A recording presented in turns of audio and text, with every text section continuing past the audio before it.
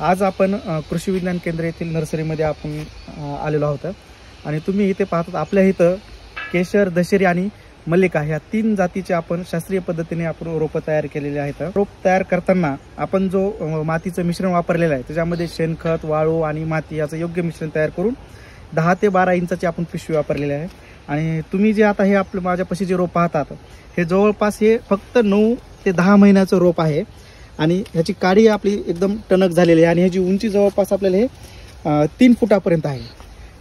तर असे चांगल्या पद्धतीचे आणि रोगमुक्त तुम्ही जर पानावर बघत असाल तर आपल्याला कुठल्याही प्रकारचा आपल्याला नर्सरीमध्ये रोग दिसणार नाही।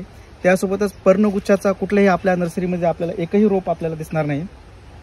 तर अशी रोपं जर आपण आपल्या बागेमध्ये किंवा आपण फळबाग लागवड करताना जर वापरली तर आपली बाग जी आहे ती चांगल्या प्रकारे डेव्हलप होते आणि त्याच्यापासून आपल्याला एक चांगलंही उत्पन्न मिळण्यास मदत होते।